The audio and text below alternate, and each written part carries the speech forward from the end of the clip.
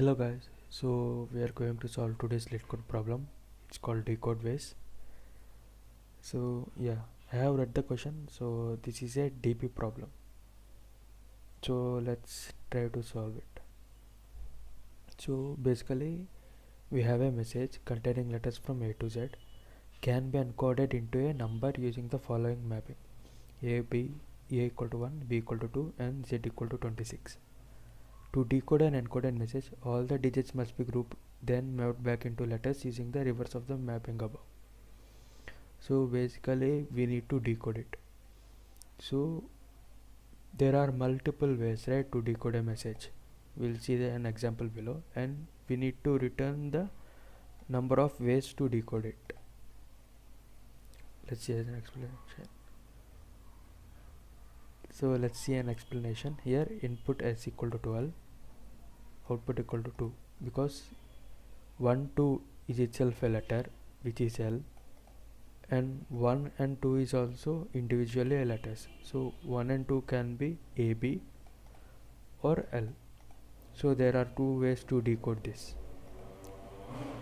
and we have here s equal to 226, right? There are three ways: 2 26, 22 6 and 2 2 6.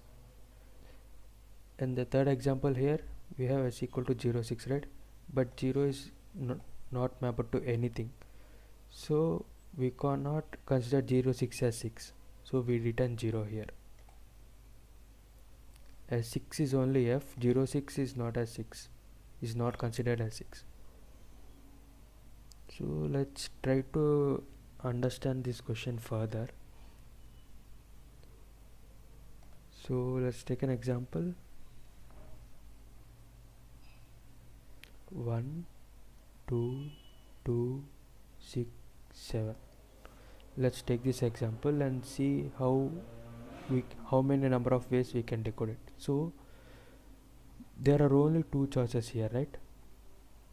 What are the choices? Taking the first one or taking two elements at once, because we have from 1 to 26 alphabets, right? There are 26 alphabets, so we can only take two digits at once. Those two digits should be less than or equal to 26. Remember this base case. So if we have 67, we cannot club this 67, because 67, there is no alphabet 67 here. Only it should be less than or equal to 26. Let's see, 1 2 2 6 7, right? Let's say we take the first one, 1 2 2 6 7 or 1 2 2 6 7. These are two possibilities on the first iteration. Next we can see 1 2 2 6 7, right? Or 1 2 2 6 7. So these are two possibilities.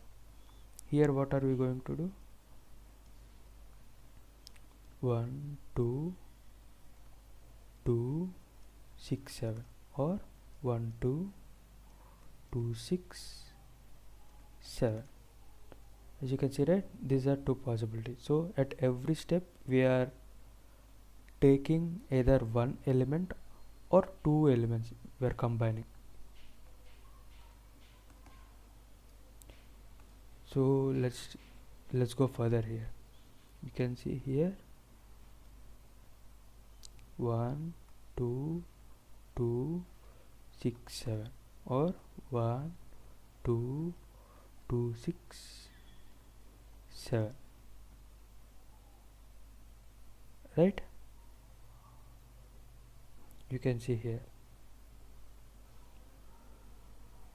Next case, 1 2 2 6 7 or 1 2 2 6 7. We cannot club the 6 7. As I said, the condition here, it should be less, but for this case let's consider this. Okay, So now you can see here, right? Now there is no point of going further from here. You can see here, right? We have reached the last element here in this case, and we have completed everything. So at present the I is here, the I is here there is an empty string, here we are present here at the point 6. So now we can return. What is the return condition here? Return condition, what are we returning? So basically we need to count the number of ways in which we can decode a string, right? Number of ways in which we can decode a string. So if we see number of ways, that means we need to do addition, right? We need to count number of ways, means remember that in DP it is an addition. So basically we need to count the number of ways. So if you see here 1 2 2 6 7, we have two ways, one is this one and one is this one. So we need to return one here, we need to return one here, and it is 2 here. Likewise you can see this is returning 2 here. Here also if we have 2, then this will also return 2. 2 plus 2, this will return 4 here, this will return suppose 3, like this, right? 4 5, so it's a 7. 4 plus 3 7. So we are returning 1 for every iteration. We need to return 1. At end we need to return 1, whether this will be, if this is a valid or not. If it's not valid, then we return 0. Okay, so let's try to code now and you will understand it better. So we'll write a function here, int solve.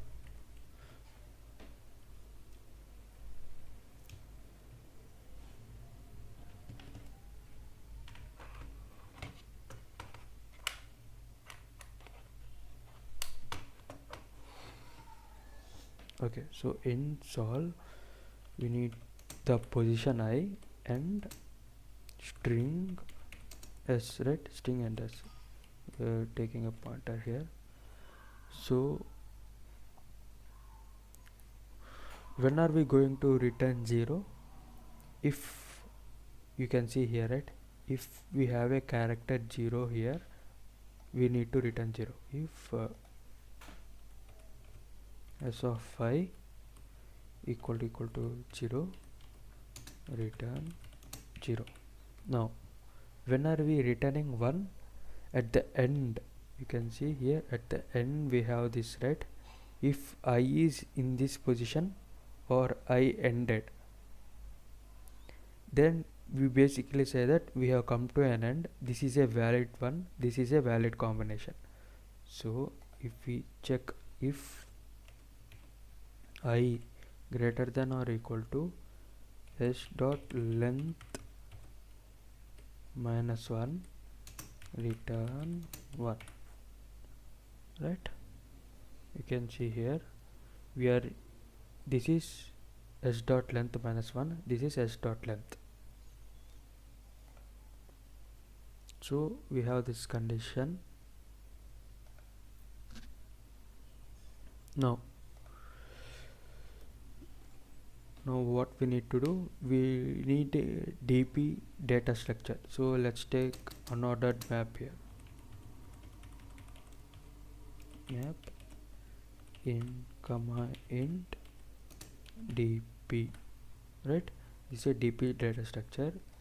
So now let's see, int answer equal to solve I plus 1 comma s, int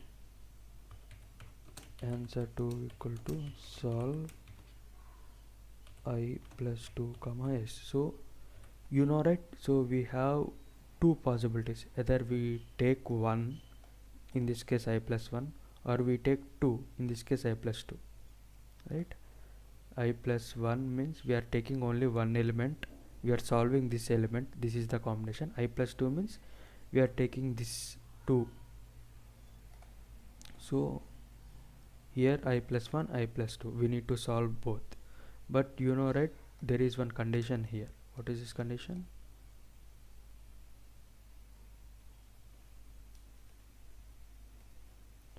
Yeah, 1 to 26. So basically if we have 67, this is not an alphabet, so there is no possibility here. So we'll write one possibility. What is that condition?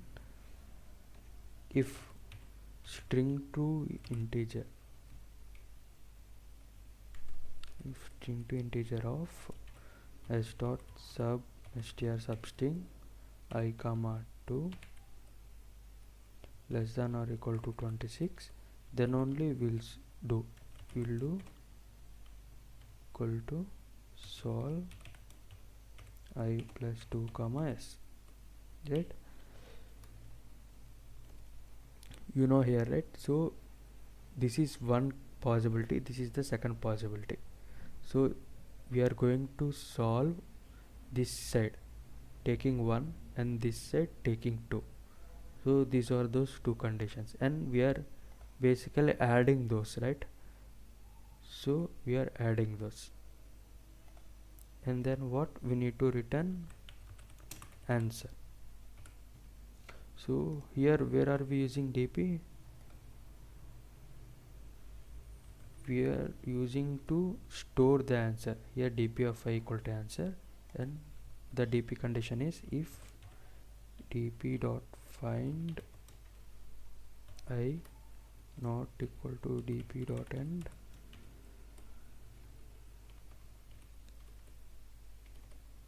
return dp of I. Instead of solving this everything, we'll return here only if we have I in that dp.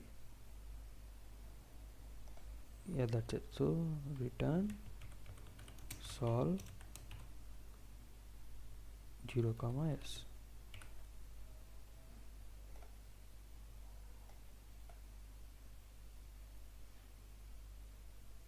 Yeah,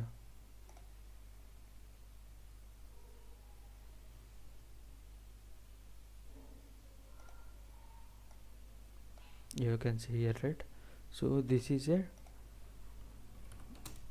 bottom up approach. It's a bottom up approach with dp.